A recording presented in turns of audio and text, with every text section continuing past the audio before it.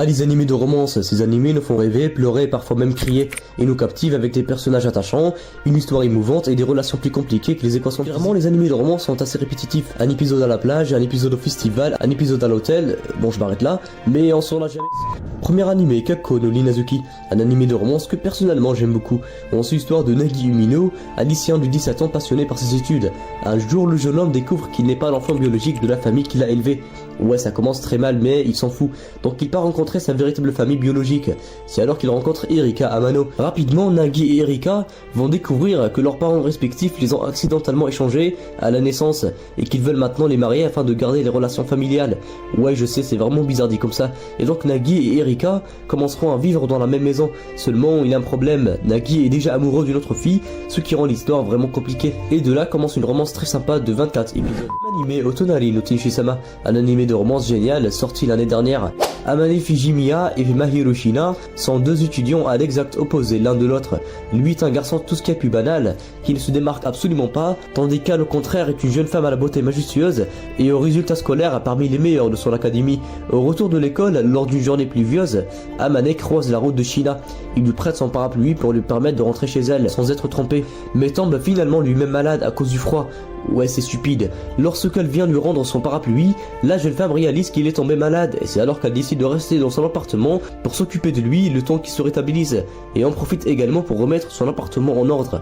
Car c'est un gros bordel. Bref, vous avez capté, une longue romance va commencer. De mieux qu'un animé isekai de romance, Otomegame no Hametsu, bref le titre est trop long. Sur cet isekai, on suit les péripéties de Katarina, une fille issue d'une famille de nobles. Problème, elle est très égoïste et chiante parce qu'elle était gâtée par ses parents. Cependant, et à ses 8 ans, son père l'a ramenée au château royal, où elle se cogne la tête contre une pierre. C'est alors qu'elle récupère les souvenirs de sa vie précédente. En réalité, c'était une jeune fille otaku qui a perdu la vie dans un accident de la route et s'est réincarnée dans ce nouveau monde qui lui semble très familier, et ceci pour une raison, car elle remarque qu'il s'agit de celui d'un jeu vidéo de romance auquel elle jouait avant son accident, et dont en réalité elle s'est réincarnée en la rivale de l'héroïne qui se fera exécuter à la fin de l'histoire. Donc elle fera de son mieux pour changer son... Cet animé, nous suivons le quotidien de Hikigaya Hashiman, un jeune lycéen différent des autres.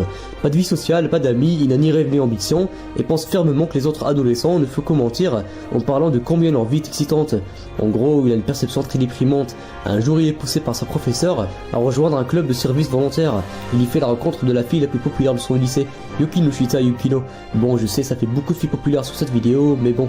Et maintenant qu'il est dans ce club, Hikigaya et Yukino doivent résoudre les problèmes de leurs camarades de classe. Et de là commence un long périple très complexe, dû à sa vision très sombre de la vie, et commence bien évidemment une grande romance. La vidéo Golden Time, un animé de romance vraiment cool.